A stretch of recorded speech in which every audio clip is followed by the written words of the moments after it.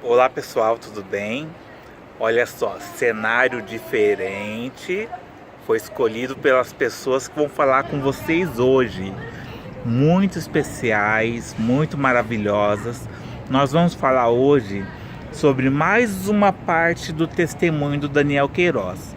Como eu disse para vocês, não dá para colocar tudo num vídeo só, porque senão a gente teria um vídeo maior que o filme do Titanic.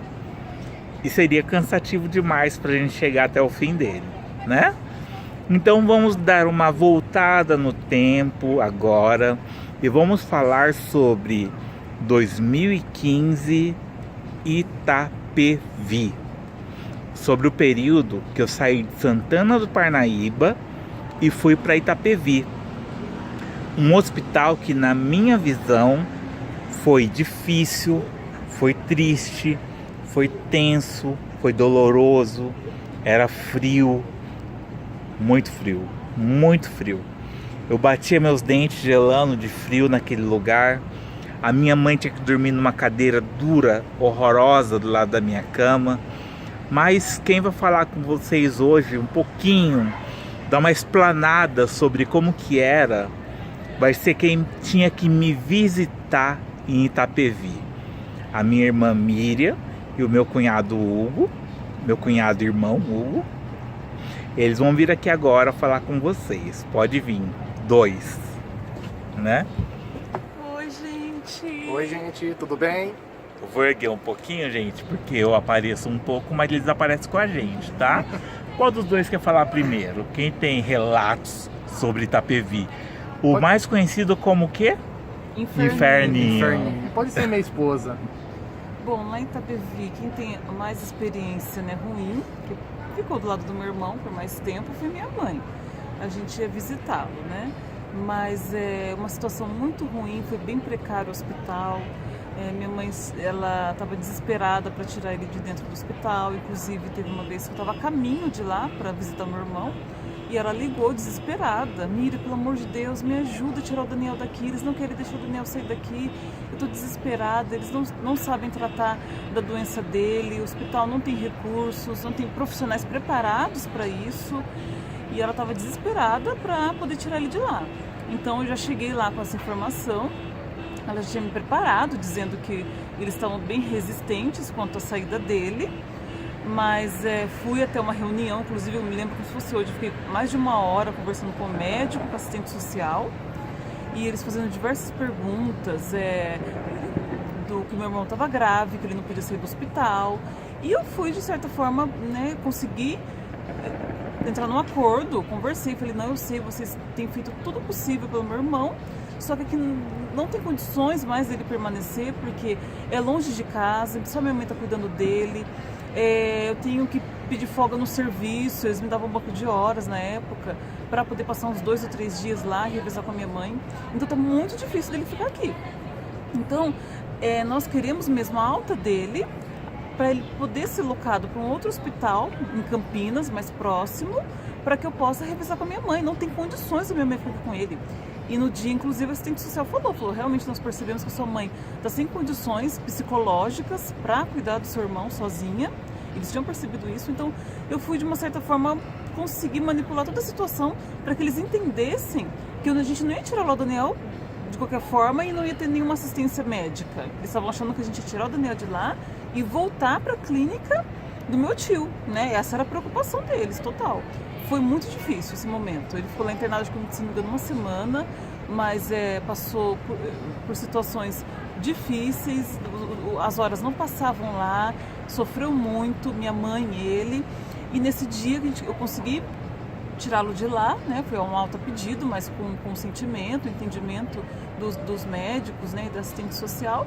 E ele pôde, então, foi pro meu tio, voltou pro meu tio, mas logo depois a gente conseguiu levá-lo para a Unicamp, né, onde ele permaneceu lá a maior parte do tempo, onde foi diagnosticado com a doença e teve toda uma história também, né, todo um decorrer. Mas foi uma situação que a gente não gosta de lembrar, principalmente minha mãe. Minha mãe, ela tem horrores naquele hospital, inclusive ela que nomeou lá de Inferninho, para vocês terem uma noção. Na realidade, a questão do Inferninho, a gente ouvia pelos corredores as pessoas falarem que o lá era conhecido como Inferninho. E a minha mãe pegou e nomeou mesmo, é inferninho mesmo no lugar. Porque realmente os médicos fingem que não estão te ouvindo. Exato. Ignoram seu pedido de dor, ignoram seu pedido de Foi socorro. horrível. Horrível, resumidamente foi horrível. Muito triste. E você, Huguinho, o que você tem a dizer? Verdadeiramente foi um inferninho, né? Porque a gente se desdobrava, eu e a minha esposa, a gente se desdobrava bastante para ir visitar o Daniel quando ele estava na clínica, né? E num desses dias que a gente foi, levaram o Daniel às pressas para esse hospital, não sei se era o mais próximo ali de Santana do Parnaíba, né? Foi um caminho tortuoso, né? Porque a gente sabia do estado que o Daniel estava, né? Um vento que batia nele, ele gritava de dor, imagina um carro balançando. Então, assim, eu fui no carro do meu padrasto, do meu sogro atrás, muito nervoso, né? Porque parece que eu tava sentindo as dores que o Daniel tava sentindo, porque a gente já vinha com um histórico desde lá da PUC, né? De tanta dor, de tanto sofrimento, que eu nunca vi uma pessoa sofrer como ele. Nunca vi, eu nunca vi. Eu fecho o olho aqui e fico lembrando aqueles momentos assim, sabe? Do dia que ele saiu da PUC, que ele foi sequestrado lá pela mãe dele, ele foi pra Santana do Parnaíba, eu não dormi. Eu falei, meu Deus do céu, o que tá acontecendo com o Daniel no caminho, aquelas lombadas, tudo, e fui pensando. Bom, voltando em Itapevi, né, chegamos no hospital, né, a minha sogra e a Mira entraram junto com ele, eu fiquei lá fora com o meu sogro, né, esperando notícias, né. E aquele frio, um frio que tava de rachar mesmo, um frio terrível. Aí a minha esposa vinha para passar informações pra gente, falando que queriam colocar o famoso tramal nele de novo, toda aquela história da PUC de novo. Eu ficava gelado lá fora, falei, não, de novo não. Pelo amor de Deus, não, né? E aí eles entravam e eu ficava lá fora angustiado, né? Eu e o meu sogro, porque a gente às vezes demorava pra vir a resposta. Não sabia se ele ia ficar internado, não sabia se ele ia levar ele embora, não sabia o que iam fazer com ele. Mas a gente já sabendo do histórico que ele já tinha, né? De meses atrás, né? Então a gente ficava muito apreensivo, né? Porque a gente sabia que era difícil manipular o Daniel. Não era qualquer um que podia pegar ele e fazer qualquer coisa. Porque ele tinha dores, e dores absurdas. Né? E o hospital não quer nem saber se tem dor ou não, eles vão mexendo no C, eles vão virando você para um lado, é horrível, né? E depois eu fui lá fora com o meu sogro, a gente tava comendo alguma coisa até passar a hora, daqui a pouco eu vi o Daniel na cadeira de roda do lado de fora. Eu falei, ué, o que ele tá fazendo ali? Ele, a mãe dele, a Miriam, né? O Daniel completamente grog, né, com os remédios que ele tava tomando lá, completamente grog, né? Tava delirando, né? Olha, só Deus pra saber o que esse menino passou, gente. E colocaram ele dentro do carro e voltaram pra clínica. Teve uma cena com o Avancino do Biscoito, né? Foi. Eu ia abortar essa parte, mas já que ele falou... Gente, eu tava num nível de... Como que chama isso? Confuso. Eu tava delirando, essa palavra. Eu tava em delírio. E ele me falava, Miriam, ele tá pedindo biscoito pro menino, mas não é ele não sabe que ele tá fazendo isso. Que eu não podia comer, eu tava com pancreatite. Aí o menino foi, deu o biscoito pra ele, e na hora que ele mastigou, ele já teve náusea, porque ele não tava conseguindo comer nada, né? Não tava tolerando nenhum alimento. Mas ele nem lembra disso, foi uma situação que ele tava em delírio, ele foi fazer certas coisas que nem ele lembrava depois. Avancei no menino com biscoito, comecei a comer como se não houvesse amanhã, né? E eu ia abortar essa parte do menino, né? Mas como ele tocou no assunto, aquilo me cortou o coração e eu comecei a chorar, eu e o meu sogro, né? Porque eu nunca vi o Daniel fazer isso, né? E de repente ele viu um menino, eu quero essa bolacha, envape na bolacha do menino. Aí a Josi falou, Miriam, a mãe da Miriam, pelo amor de Deus, não é ele, não é o Daniel, tira essa bolacha dele. Na hora que ele mastigou, já veio automaticamente a náusea, né? Aí voltando, colocaram o Daniel dentro do carro e levaram ele de volta pra clínica. Aí eu fui no carro de trás, né? Tava eu e um parente do tio dele que tava lá junto, né? Foi o caminho mais tortuoso da minha vida até chegar naquela clínica. Aquela rodovia não parava de vir carro, aquela rodovia não parava. Era carro pra lá e carro pra cá, o Daniel na frente, eu não sabia se ele tava com dor, se ele tava gritando, se ele tava desmaiado, se ele tava vivo. Não tinha como saber, porque era insuportável as dores que ele sentia. Ele só foi sofrimento para aquele hospital, não resolveu nada a situação dele, só piorou, né? Passou frio, passou dor e queriam fazer... Parecia o filme da PUC lá. Esse dia, o dia que ele saiu do Itapevi e foi pra clínica do meu tio de novo, nós dormimos lá essa noite. Na verdade, eu não consegui dormir, foi o pior dia, um dos piores, né, naquele momento. Porque eu tava extremamente preocupada, porque eu sabia que pancreatite é grave, ele tinha que ir para um hospital, e a minha mãe, naquele momento, ela falava, não, Miriam, vamos tentar aqui de novo na clínica do tio, para ver se vai dar certo e tal. Eu falei, mãe, não tem condição, mãe, ele precisa de um hospital, realmente ele precisa de um hospital. Só que, para que hospital levar? A Unicamp, ela não era porta aberta, eu precisava de uma carta de algum médico dando um encaminhamento para ele ser atendido pela Unicamp. Então lá fui eu, eu não consegui dormir à noite, passei a noite acordada, muito preocupada, chorava demais. No dia seguinte, eu liguei para o hospital onde eu trabalho ainda, né, hospital particular, e tentei contato com um médico, eu queria falar com o gerente para ver quanto que era para levar meu irmão lá, quanto que ia custar mais ou menos, eu fiquei desesperada.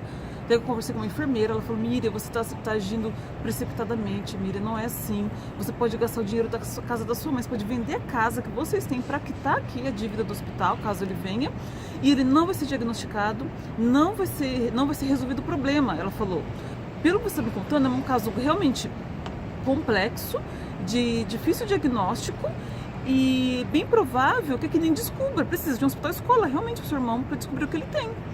Então eu entrei em contato com o médico, até marquei consulta particular para um determinado médico que atendia nesse hospital, estava tudo certo, marquei consulta, ia pagar consulta particular para tentar um encaminhamento para a Unicamp. Minha esperança era que ele desse um encaminhamento e eu conseguisse levar meu irmão para um hospital que pudesse tratá-lo e diagnosticá-lo. Aí, por fim, marquei a consulta. Aí, no final das contas, minha mãe não quis levar ele na consulta. Eu fiquei super desesperada naquele momento. Desmarquei a consulta, foi tudo em vão, liguei pro médico e tudo, etc. Mas depois de uma semana, eu acredito, não lembro muito certo, a gente conseguiu levar ele para a Unicamp. Chegamos lá com a cara e com a coragem e deu para entrar com ele lá. Foi atendido, não negaram o atendimento e ele conseguiu ficar internado e foi diagnosticado, né, com a doença. Que seria o próximo vídeo, né, no caso da Unicamp. Mas é difícil de falar essa fase, né, até Itapevi, porque de Itapevi para cá também foram longas fases, né, mas de Itapevi... Longuíssimas, porque a Unicamp, só a Unicamp tem 4 meses, né, a Unicamp sozinha tem 4 meses de história da Unicamp. Então, eles passaram por poucas e boas, né, porque ter que se deslocar de Campinas para São Paulo, para Santana, no desespero, clínica de argila, clínica de tratamento alternativo, né? Tá num hospital de Santana que não tinha condições, me mandou para Itapevi, que era o inferninho. Realmente eles expressaram bem aquilo que foi um terror pra gente naquele período, né, Hugo? Verdade. E, gente, dê valor à sua saúde, dê valor à sua vida. Ela é o bem maior que você tem. Né? Sem saúde não somos nada. Não adianta você encher o bolso de dinheiro, não adianta você ter tudo de luxo se você não tiver saúde, né? E para quem acredita em Deus, como eu e minha esposa o Daniel acreditamos, Deus existe, porque Ele está aqui hoje para contar isso para vocês. Porque a noite que ele voltou do hospital lá de Itapevi, eu achei que ele não ia sobreviver mais, né? Porque ele literalmente desmaiou naquela cama lá da clínica do tio dele. Foi um desespero só, eu não sabia, eu comecei a gritar lá no fundo, eu e minha esposa chegamos lá no fundo. Começamos a pedir para Deus, Deus, não leva o Daniel, não chegou a hora dele ainda, né? E a mãe dele com ele lá dentro, e foi um caos aquela noite, né? Porque foi desgastante até aquele hospital passar tudo aquilo lá, né? E o histórico dele já, então a gente tentava fazer o que a gente podia em nossas mãos para dar pelo menos um mínimo de conforto pro Daniel, né? Mas assim, literalmente foi um inferninho aquela noite mesmo. Posso dizer que foi um inferno mesmo, foi nem inferninho. Porque foi... Inferninho é ser bonzinho. Foi muito angustiante, né? Ver o Daniel naquela situação, naquela maca, no meio do corredor jogado lá, as mínguas e achando... Sei lá, que os médicos achavam que não era nada, que não tinha nada, sabe? A gente sabia do histórico dele, né? E graças a Deus, felizmente, né? A Deus fez a grande obra na vida do Daniel. Ele está aqui com a gente hoje e vai continuar a saga falando para vocês o pós Itapevi. Inclusive eu tenho a carteirinha de visita de Itapevi até hoje guardada em casa. Eu vou procurar e mostrar pro Daniel para ele tirar a foto e comprovar que nós estamos com a carteirinha até para fazer visita a ele, né? Daquele hospital. Eu posto a próxima vez que eu postar esse vídeo. Na próxima oportunidade eu tento postar também a carteirinha de Itapevi, o inferninho. Gente, de todas as partes que eu posso lembrar de vocês, de antes da Unicamp, Itapevi foi o pior. Eu não podia gravar o vídeo de Itapevi sem estar com eles, porque eles viram cenas que eu não vi. Porque, como a gente citou aqui no vídeo, eu estava inconsciente, eu estava totalmente fora de si, devido a uma medicação que era o Tramal, né? Que tinha morfina, não sei, alguma coisa assim, que quando eu colocava aquilo na minha veia, esquecia de mim. Esquecia. Por isso que eu atacava as pessoas roubando os biscoitos e não podia comer um grão de arroz por causa da pancreatite. E eu comendo, eu lembro que quando me colocaram dentro do carro, eu fiquei vomitando no caminho de chegada lá do hospital até chegar na casa do meu tio. Foi terrível. O próximo vídeo, a gente vai começar a entrar no estágio da Unicamp, onde começou a ter uma luz do que é que estava acontecendo. Tá bom? Tchau, gente. Um beijo pra vocês. Fiquem com Deus, gente. Valorize a vida de vocês. É o bem maior que vocês têm. Curtam, compartilhem e nos vemos no próximo vídeo. Tchau, tchau. Tchau.